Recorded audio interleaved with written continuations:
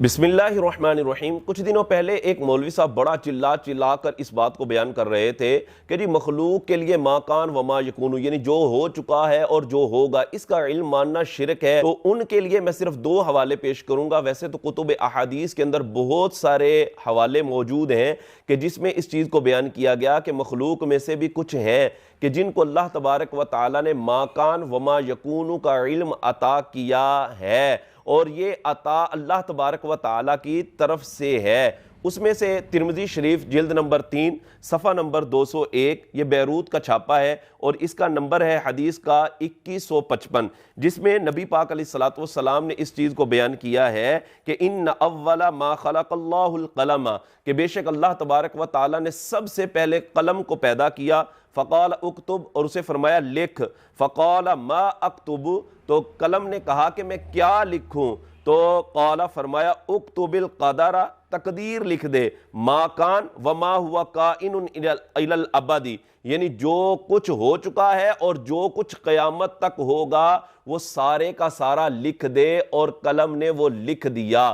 तो इस हदीस पाक से भी, और इसी तरह ये तिरमिज़ी शरीफ जिल्द नंबर 4 सफ़ा नंबर 264 और हदीस नंबर है 3319, हज़रत उबादा बिन सामित रदियल्लाहु ताला अन्हु इस हदीस को कुछ इसी तरह के लफ्ज़ों के साथ बयान फरमाते हैं कि नबी पाक अलैहिस्सलातु वस्सलाम ने इरशाद फरमाया इन्न अव्वल मा खलक़ल्लाहुल क़लम, कि बेशक अल्लाह तबारक व ताला ने सबसे पहले कलम को पैदा किया। फ़क़ाल लहू उक्तुब, और उसे फरमाया लिख।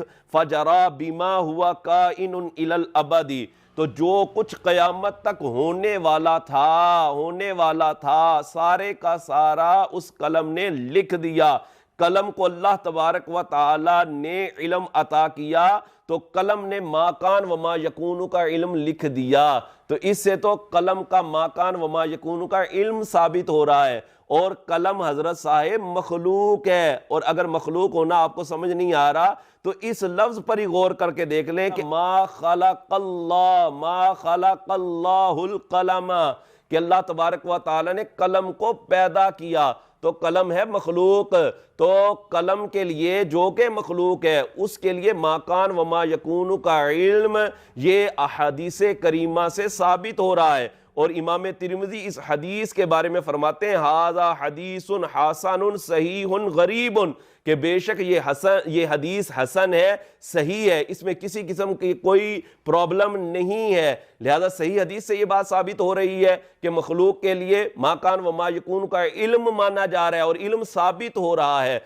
और अगर हजरत साहब आप ये बात कहें कि कलम को तो अल्लाह ने इल्म अता किया है तो उसको हुआ है, तो हजरत हम भी यही बात कहते हैं कि अल्लाह तबारक व तआला ने अपने महबूब अलैहिस्सलातु वस्सलाम को तदरीजन मा कान व मा यकून का इल्म अता किया है, और ये अल्लाह की अता है। तो जब अल्लाह ने आपको अता किया है तो जनाबे वाला आपको क्या प्रॉब्लम हो रही है? अल्लाह ने अपने महबूब को अता किया है।